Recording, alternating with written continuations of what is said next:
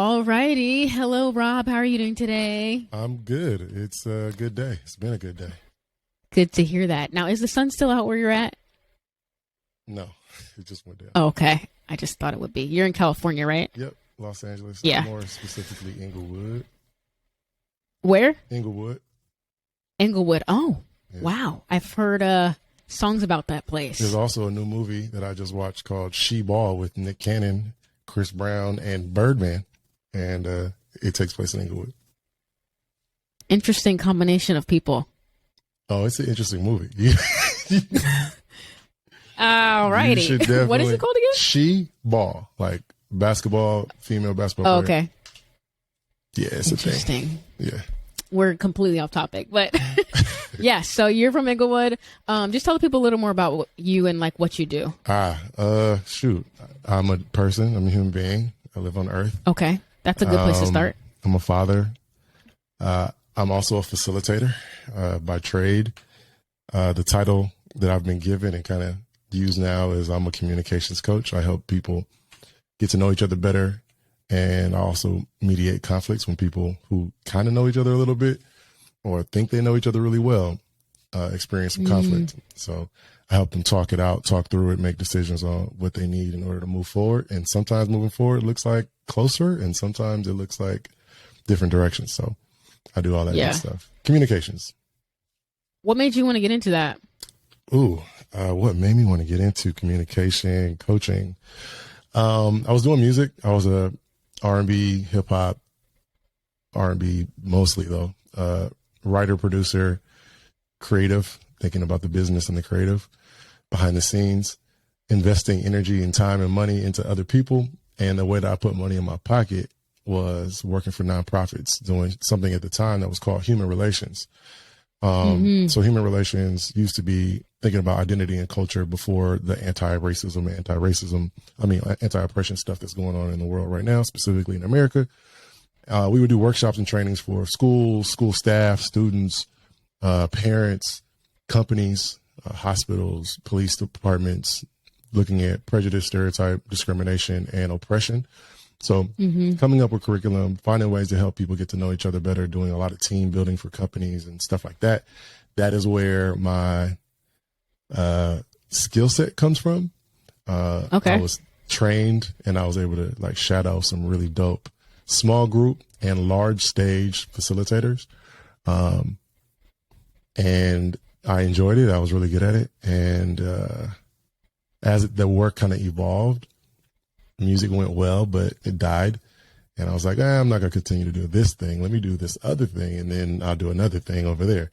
And facilitation was not something that I went to college to make money on or like thought would be my thing. Like I thought music and entrepreneurship would be the thing, but it's been the thing. And I'm not running from it anymore. So, yeah. Yeah, that sounds like a dope job. It's amazing. It's always been fun, especially working with young people. I'm passionate about young people. I love youth. Yeah. I love kids. I love seeing that, I get it, or the I can do it energy, or the connections that happen. Because I think that children are a little bit more real in the way that they handle stuff. They're not so filtered and guarded for profession and ego the same way as adults. So, yeah, that's how I got into the thing. Okay. Yeah. Now, this is a little off topic, but I need the people to hear what you're doing. Okay. So tell them about the kids' music you're doing. Okay. So, background in music, and I'm a father. And one of the challenges of being a person that does music, just like if you're a chef or you do hair or fashion, you kind of have opinions of other people's products in the market space or what other people think is good. You're like, is that really good? So being a dad, I didn't want my kid to listen to like the stuff that I had in my iPod at the time or the stuff that's on the radio, even like the radio edit still was a little inappropriate. And I was like, I mean, the hook has kind of changed, but the energy is still not appropriate for little kids' ears over and over and over and over and over again. So I was searching for music that I could bump in the car with my kid or play in the house to dance or clean up or get dressed or go to sleep. And I didn't really see nothing. So I was like 2008, 2007, 2009. I put out a project independently at a small little apartment studio that I had in my bedroom. And I learned a lot, paid some bills with that, got some checks from YouTube money and stuff like that. And I was like, man, I really want to team up with somebody who's better than me at the music, singing, or the rapping or whatever. But the idea, the business side of it, I was like, I have an idea. I just had to pause it. So I paused it, did the stuff in the schools, did all the trainings and nonprofits and speaking at conferences and all this fun stuff. And when I finally got enough income and found the right folks I want to work with, I teamed up with another producer musician named Bluetooth, who did a lot of music for dope people, Dr. Dre, Eminem, Kanye's Choir, Marsha Ambrosia. He also made the beat for No Air and a bunch of other stuff that you probably listened to, didn't even know he was on it, because that's how music works. Jam. But No Air is one of his biggest songs that has his name on it. And we decided to do kids music again. The first character, his name is Lil Sleepy.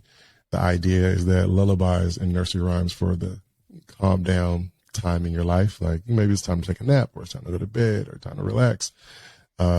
Those songs can be better produced. They can have quality musicianship. They can have quality recording, songwriting, all of that, voice. So I teamed up with a young man named Mac Royals. Malcolm Allen was on American Idol, and we teamed up. He's the voice of the character, and he's singing lullabies in a very not traditional sound, like, hi, everybody, let's go to sleep. I can't do it. Right. So he sounds like a singer singing a lullaby. And we have jazz influence because Mr. Rogers, back in the day, if you ever watched Mr. Rogers, he had a jazz trio every episode playing live music of the show.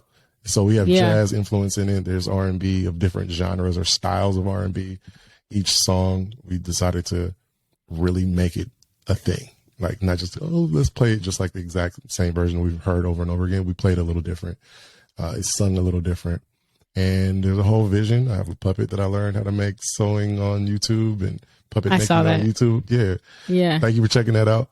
Of course. But the idea is like, all right, well, eventually when I build an audience that cares about what I'm about and what I'm passionate about, I will put out this product and make a show for kids and families and folks who have kids in their lives who want to see what we can do. And we're at the beginning stages. There's another character coming. And I will literally be playing that for my children. I'm not even dating yet, but I know. Let's go. When I find someone, get married, and have children, I'll be playing your music for them. I appreciate it. Tell them again where they can find it on YouTube. On YouTube, I think you should search Lil Sleepy. Okay. And you can search the biggest song that we have, which is the Itsy Bitsy Spider.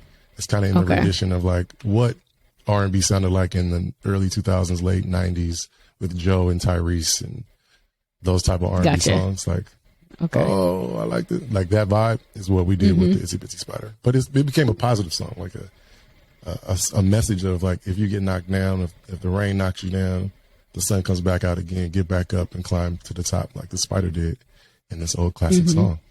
So yeah, it kind of ministers to me too. Like I've cried listening to that song in the studio and on the way home, and just when I put it out. Yeah. That's beautiful. It's gotten me through a couple things. All the songs actually are for kids, but everything that's good for kids are also good for adults if it's really good. For sure. So those messages in those beautiful nursery rhymes, not like the bow breaks and the plagues and the Humpty Dumpty. Yeah, all those. I don't really know about all that, but there are some really powerful messages in children's books, children's stories, children's stuff. So yeah, it's got me through.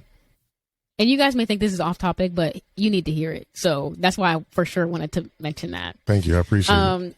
But what I usually do with people that come on my podcast, I'll ask them this question. So the question is, what is one aspect or characteristic trait of God or Jesus, the Holy Spirit, their character that kind of encompasses your experience of them? If you could only use one word.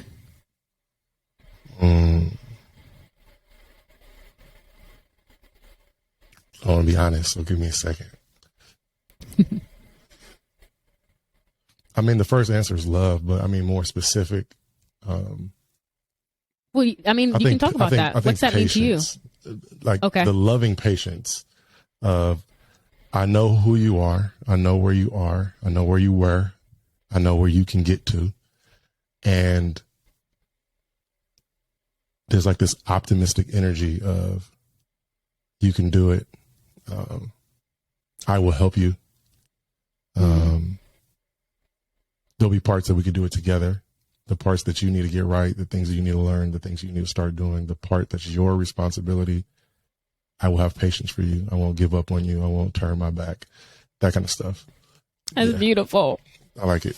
That's my honest answer. That's good. Yeah. Awesome. So thank you for answering that question.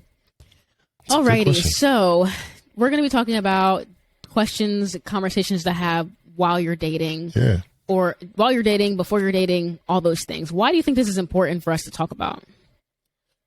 I think people like each other and they think that they like each other, but they don't know each other. So time reveals and you're like, dang, I actually don't like you.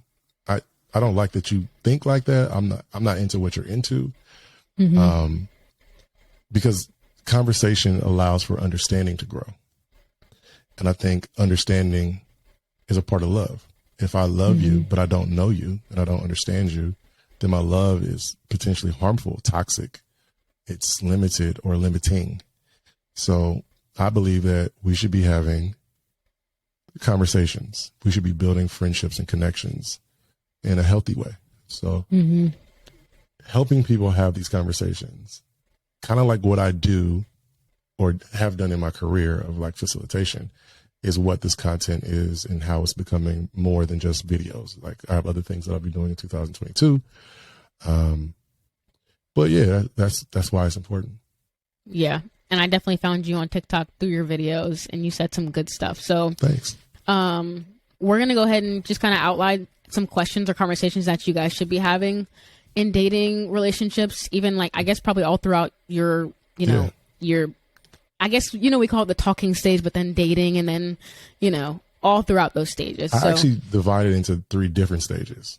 I know there's a talking stage. I know there's a commitment stage, but the 3 levels that I talk about is like building attraction, building relationship, and building commitment. Those are the 3 stages.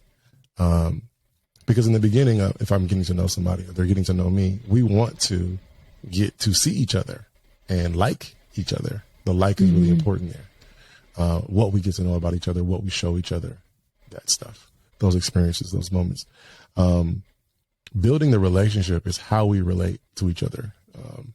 Compatibility, mutual interest, respect of our differences, all that fun stuff. Trust is a lot in that building relationship piece. Building commitment is looking at the responsibilities that we have and relying on the trust that we've built and the understanding of who's good at what and what you're into and who you are and how you function, how you think, what you dream of, what you desire, what you're harmed by, how you talk, how you like to be spoken to, what's disrespectful to you that might not be disrespectful to my friend or me, but the uniqueness of it, and then committing to caring and showing up and serving one another in relationship is that last stage, the building commitment part. So, yeah. Yeah, that's a good distinction. So in the first stage or building attraction. Building attraction. I mean, it's probably all throughout, but what would you say the first question or conversation you think people should be having? What's one of the first conversations? I would assume that people are all doing the same thing, and it gets generic and boring. I wrote down a couple of them. When is your birthday? What do you do for work? Where are you from? Do you have brothers and sisters? Or are you your only child? What sign are you? What's your favorite food? Stuff like that, like those type of questions. What do you do for fun in your free time? That kind of stuff. I think those are the generic ones. But I think that we can ask better questions and get better results. Better conversation can come from it. For sure. One of the things that I really have advocated for, and I think has been the thing on TikTok that maybe I'll bring over to Instagram, is a game that I call Forced Choices. It's kind of like a this or that game, A or B. Both people are supposed to play and answer the question. So like an example could be night owl or early bird. And you have to pick, but then afterwards you could talk about how the answer didn't really fit or why or explain, but you got to pick one of them and then talk about it. Like I don't drink, but someone might ask me dark or light or wine or mimosa. I don't drink any of them, but whatever my answer is, I'm going to be able to explain why it was that and not the other one, or why I don't care about either, or how it's both of them. I actually want both of them, but if I had to pick, that's one fun game, because you kind of gamify conversation. The good apps gamify the experience of being on the social media. Anything. Slot machines in Las Vegas is gamifying gambling. So if you can gamify the conversation where both of you guys are learning about each other, sharing things about yourself, being more vulnerable, practicing good listening, finding the connections, that's things. But conversation starters, if I could give you 10, here's one. If you could have a meal and a conversation with anyone from the past, present, or future, who would you pick? I think that kind of a conversation question helps you see, do they want to talk to someone that's in their life now and they just miss them, or they're distant? Is there somebody who's passed, or maybe like a historical figure who's passed away that they read about or care about or saw a movie about, and they want to talk to them about something? Or the future. Are they future minded? And whatever their answer is their answer, but then it could lead to a conversation. Like, tell me more. Was it a blow away answer, or is like, top three? I mean, pick one, more conversation can come from it. Yeah. Okay. Yeah, that's a good one. What would you say another one would be? I wrote down, what's been your favorite age that you've been this far in life? Okay. Because, you can talk about why. What happened in that age? Was it a birthday party? Right. The powers that change with different ages, maybe losing power because of age or disability or difficulty or challenge, loss, grieving, like all these different things could come up. And then there's other questions that could come, like, which was your least favorite, or, things like that. Yeah. And as you're saying this and talking about the questions, do you know who Esther Perel is? I'm a fan. She's like the master at this kind of stuff, just like making dating more of a story, or learning that person's story, rather than just asking like, oh, how much do you make? Do you live with your parents? Like, you do that stuff. Exactly. Right. It needs to be more of like learning the person's story instead. So building a friendship. Yeah, those first two are really good ones. The character on the other side. Right. Yeah. Who is this person actually? Not just, are they checking off boxes that I have open? Right. They're my boxes. Right. Yeah. So, okay, those are the first two. What's the next one? If you could create a concert with any three artists or bands, who would you pick? This can be a deal breaker right here. It could be. All of them could be. Right? Like, you say the wrong thing. Right here, like, if I'm like, I want to talk to Hitler. What? You want to talk to? But my answer could be why. Like, I think I could change their mind. True. But it's all about understanding. Could be Judas, you're like, why would you want to talk to? Why would you want to talk to Judas, bro? Or Thomas, doubting Thomas? Like, right. But yeah, it's okay. Being able to be bold and crazy and like, you might not like my answer, but here's my truth, is actually what you want. So like the concert one, you only get 3 people to pick, or 3 groups. So what 3? And then why? Like, tell me why, like, about that. Oh, I seen them live, or they're the one that I listened to this music a lot when I was a kid with my mom, and it reminds me of, so their story, right? Once again, we're talking about story. Yeah, that's a good one. Yeah. And then also, like, if you care to partner with someone who has similar musical tastes as you, you might find out like they listen to completely different music than you, and you might not have that experience of like vibing in the house or vibing in the car, listening to the same kind of music, because they're just not into your music. Right. Or they hate somebody that you love. Like, I love this artist, and they're like, see, that's where it is. That's when you gotta check, please. Yeah, I gotta go. Get one of those. You don't like. I'm not gonna name the artist, but yeah. But yeah, I think that's really cool. And I mean, it also leaves room for you to teach that person about music, if they have horrible taste. Yeah, you can put them on, share a playlist, and then talk about the songs. Yeah. Cool. That's a good one. What's your next one for us? What's your favorite smell? Favorite what? Smell. So we have 5 senses, and a lot of us go to favorite other stuff, like favorite things that you can buy or hold or pick up. Tastes often. Yeah. Right. Sights often. But I think we forget the value of the sense of smell. It has a somatic connection in our brain. So like the smell of biscuits in the morning kind of reminds me of house, home, mom. The smell of fried chicken reminds me. The smell of bacon in the morning. The smell of spring rain, cocoa butter. Like there's different smells that mean different things to me. So talking about the story behind the stuff. Yeah. Smell. I haven't even thought about that. I know I was like going viral on TikTok for a little bit, but I don't even know what my favorite smell would be. It could be in the moment. Your answer today might be different than your answer next week. True. It's a really good one. Yeah. Working on them. What's your next one? What did I say? I said, if you had to compete in a food eating competition, what food would you choose? Do you know yours? So if I'm trying to win, I need to be smart about this. You gotta win. What do you feel like you I need to know the parameters. That's the way I think. Like how long you're gonna compete against other eaters, and we're gonna put 3 minutes on the clock. There's a cup of water, and you get to choose the item that you get to compete in that division. What food? Honestly, I want to say pizza because I just love pizza, and I could probably that's probably easier to just kind of throw down. I'm definitely not doing hot dogs because I've seen that competition and it just when it goes bad, it goes bad. Makes me want to throw up. But yeah, I'd say pizza. What would you say?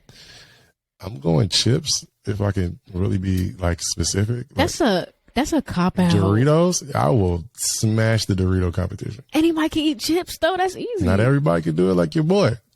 But if I had to pick like a food item that's cooked, I would go like chicken wings flats. If I can get flat chicken wings. Oh, you said flats. That's another conversation to have. Yeah, flats versus wings for sure. That's important. Yeah. Okay, cool. All right, I don't know what number we're on. I feel like we're on like 5 or... I wrote down that's 3 5. or 4. Okay, what's the next one? Number 6, good question for people to talk about. If you didn't have to work, what would you enjoy doing with that freedom? That's a loaded question. Yeah. You kind of see where people's values are with time or activity. Are you just going to kick it? Are you going to vacation? Are you going to work out? Are you going to start another business? Are you going to spend time with family and friends? Are you sleeping? Like, what are you doing? Yeah. And that's the thing, like, these questions are fun, but they're actually getting to the root of things. It's actually deeper than you're actually understanding. Like, you're literally seeing what this person would want to do with their time. And that's uncovering huge. The story, like we talked about, is a theme in these. And hopefully it will create a space where you can unpack it with like, let me debrief why I said that. Why I said chicken flats and not drums. Why I said chips and Doritos and what flavor, and unpack the story. But there's also a progression. It is really easy to answer the ones in the beginning. Like 1 through 5, where like it should bring a quick word or a smile to your face while you're thinking of your answer, because they're funner to answer. It's silly. They're light. But they're not as trivial as like, what's your favorite ice cream flavor? Which is not a bad question. It's just, it doesn't go a lot of places the way that question lands. But yeah. All right. What's our next one looking like? We got number 7. What aspect of your identity do you think about the most? That's a good question. I think for Christians, there's an easy cop out for that. Yeah. So maybe we can like take Christianity off the list, and then like the next thing that's your identity. Or you could say top 3, because I'm a lot of things. I am my age. I am where I'm from. I am where I live. I am my sexual orientation. I am my gender or gender expression. I am my class, socioeconomic class. I am, I'm a father. I'm a only child. I am a content creator. I'm an entrepreneur. Like there's a lot of things. I'm able-bodied, able-minded. What's up? Yeah. My son just came on. Hey, cute. I'm on a podcast. So I'm a lot of things. And which one do I think about the most? Could tell you something, but there might be some assumptions. Like if I think about it the most, it might be the one that I see the most, or that I think people see the most in me when I go places where there's people that know me or strangers. So that might be there. But it depends on the person to answer. Yeah, that's a really good question to ask. And all these questions, like, you can be on a date for like 3 hours doing these questions. Be careful. Don't ask all 10 on the same one. It might be there, because you should answer also. It shouldn't just be an interview. Right. Where, you're asking this person great questions and you don't talk about your own answers. Exactly. Yeah. Yeah. We're flying through them. You ready for the next one? Mm-hmm. The next one's kind of related. What culture, community, or cause are you an ally of? What culture, community, or cause are you an ally of? Yeah. Yeah. That really should. I mean, I think it's easier to see like what their causes are. So I'd be interested to hear what men would say to that. Yeah. I mean, yeah, like there's nonprofits that you could donate your time, your money, your resources to. There's so many things. Like, who would you march for when things go bad for them? When legislation hits them and hurts them? Yeah. What cause, community, or culture do you care a lot about? That's good. And then the why. Have you done anything? When was the last time you did something for them? What have you done for them? Could come up to. Number 9 is, how do you feel about therapy? Yeah, that's important. And I think people just assume because we're in 2020, like we're in such a, I guess we're in the future now. We are in the future. I'm talking to you on a podcast with microphones and lights, and I'm not in the same room with you. This is definitely the future. And I don't really know you that well, Right. And we're strangers, and we're chatting it up. Right. So yeah, I think we assume like, oh yeah, everybody's like good for therapy because we're advanced now, but some people may still have their pushback on it, or maybe negative experiences that they haven't talked about. So that definitely is a great question to ask. Yep. I'm a fan of that one. What else did I say? Oh, question 10. What is something that you want to do or experience before you die? Yeah, that always causes long conversations. The bucket list. Yeah, that's going to be a long one. That's why I put it at the end. I literally have a list in my phone. Me too. I have a list in my phone. So, what's something on your list? Say that again? What's something on your list? Let me go ahead. You don't got to go the most one already personal. came to my mind. Okay. I already know. I want to go to Ireland and go in like, I don't know if it's called the Blue Lagoon. The lagoon. Love it. Yeah. I need to do that. Are you taking pictures of the moment, or are you? Am I? Yeah. For sure. Yeah. Some people are like, nah, be in the moment, don't. But I do both. You can do both. I think you can. I think I've seen it happen. Exactly. Yeah. I'm sure they were in the moment and also just snapped a picture. Yeah. Some people are like, don't take pictures. You were in the moment, but I am not those people. Yeah. But I'd also want to go skydiving. Yeah. Okay. In a tropical place like Hawaii or something, not just like. Yeah. You don't want to go to the desert or the mountains? Right. No, it's just like, I feel like it'd be a boring fall. I need to see something beautiful. I don't think there's no boring skydiving. People always say that to me, but like, one you color never know. Of sand. I think the fact that you're so far away and you're like, is that a house or an ant? True. I mean, I won't know until I do it. Yeah. What's yours? Something like on my bucket. Top 2. Travel destination might be one. I wanted to go to Bora Bora or the Maldives. Both of them are equally like, yeah, I want to go there. Cool. Something I want to accomplish. I want to make a show. I want to do a show where I'm like the Black Mr. Rogers, and it's for kids, but it's not just for kids. Dope. I hope you do that. I'm gonna keep going. Did you see Tabitha Brown just came out with a show? Yeah, I love that. I'm so happy about that. I like wish I had. Well, I don't know that I want kids right now, but I want my kids to watch this. Yeah, because it's so awesome that she did that. I'm so glad that they did that. Yeah, for sure. Now, I want to add one more. Okay, let's do it. And I think it's important for Christians because obviously if you're a Christian, you should be dating Christians. But I think we need to know how to ask questions to know if they actually love Jesus, because I think there's a lot of people out here that just say they're Christians. But it's more because Christianity is a cultural thing in America. It's like the cultural religion here. So Usually I will, you want to know if someone actually knows the gospel. So you could flat out ask that question. Or you can ask them other questions that are more like storytelling. If you were to sit down with any person in the Bible, who would that person be? To just kind of get a better understanding of that. Yep. But also I think asking people, how does your life reflect your relationship with Jesus? I think that's a pretty big one. Because it kind of makes people think. And I've had some situations where guys would be like, you know what? Yeah, I don't really live that life. I'm sorry. Or some guys will I'm sorry is a great ending. I'm sorry.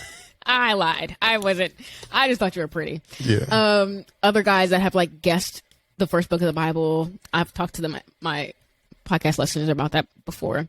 And there's other guys that are just like, you know what? I'm not where I need to be right now, and it's not really my priority. And it gives them an opportunity to just be honest. So just asking people how their life reflects their relationship with Jesus. I mean, you can always ask like the small things, like, do you go to church? Do you have friends that are Christians? Those things matter, but I think asking favorite other scripture. more. Right. Yeah. Yeah. I mean, I feel like there's more depth we can get to that's deeper than that. So yeah, you can. I think I knowing like that. how. I think you should mix in both. Like I said in the beginning of the 10, I did light ones that bring a smile and make you not feel so interviewed and not so vulnerable. I look at conversation, even in events, where it's like deep water. We can get into the deep water. There are some people who will jump off a high dive board into the deepest water because that is their jam. They're like, I want to jump out of a plane into water. Like that's, I'm not afraid of deep water. The other people will go to the beach and sit on sand in a swimsuit or not. And that is what their experience is. Some people will put their feet in the pool, their leg dangling up to like maybe their shin into the pool, standing in the water, but waist deep. But they would never go into the deep water. Well, the way that you help people get into the water is you respect that everybody goes into the water at their own pace and their own comfort level. So stretch the rubber band, don't break it. The conversation should invite them in respectfully. Like, can we share here? Can we get in the parking lot? Can we put on suntan lotion? Can we wear the swimsuit? Can we splash a little bit of water? Maybe not splash right away, but can we get in the water? Can we swim? Can we swim deep? Like, there's different levels. Yeah.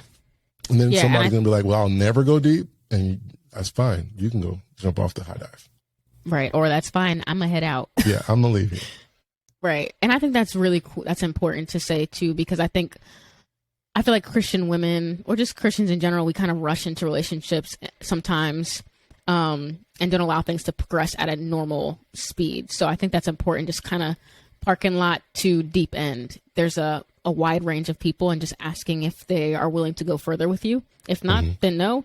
Or if they're just fine with you being in the deep end and them sitting on the sand, like that's completely fine. Can you still be in a relationship with people who are not getting in the deep water with you all the time, every time? Right. Anytime. Yeah, it's just kind of preference, but inviting people and just knowing like there's progression is important as well. So, good stuff.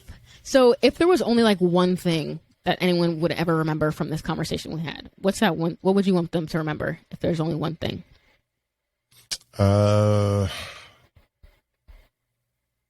Conversation is a pretty essential part of a relationship, no matter if you're friends or in a romantic partnership, commitment, marriage, coworker, neighbor, citizen of the world. It doesn't matter what level of relationship you're in. Conversation is an essential part. And if your conversation is falling apart, then your relationship could be falling apart. Yeah. So what is your advice for people to be comfortable conversing? Practice listening, practice sharing vulnerably, practice respectful conversation. There's like some guidelines to help. Hey, this works for me, but this also works for you.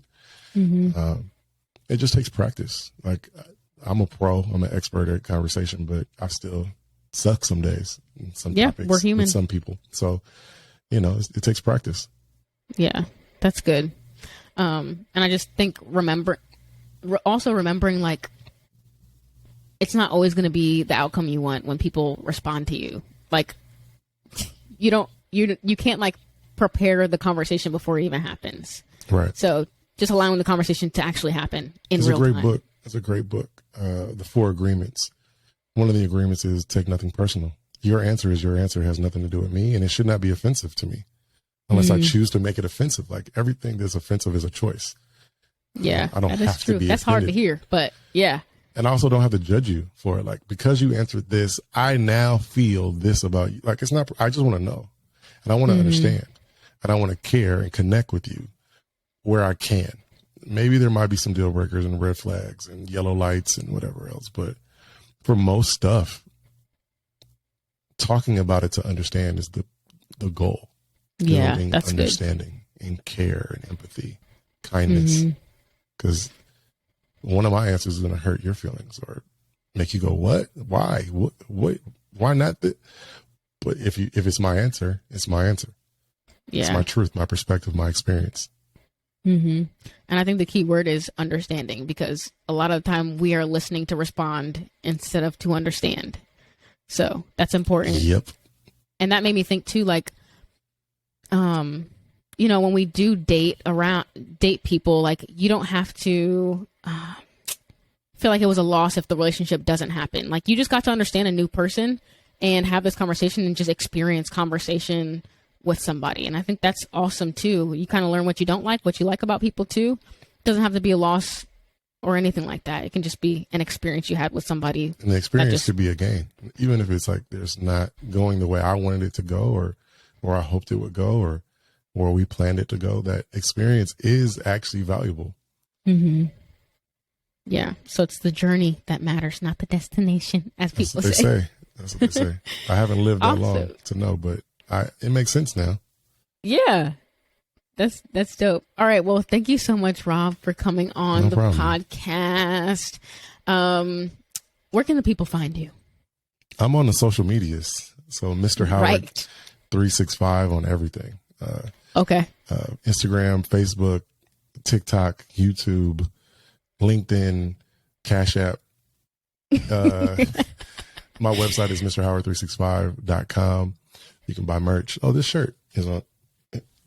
There you go. Hey there, beloved. Hey there, beloved. Is what it says. It's my greeting. It's my favorite word. It's my favorite pronoun. It just makes you feel warm inside. You ever been to a wedding and they're like, dearly beloved, we are gathered here. It's like, yeah, we are gathered here. And I am beloved. And I am really beloved. Thank you for noticing. Awesome. All positive stuff everywhere. Good stuff. So if you guys want to support the podcast, you can join Patreon and have access to content that the free listeners do not. You can find that information in the description. Also, you guys can follow The Parallel at The Parallel Pod on Instagram.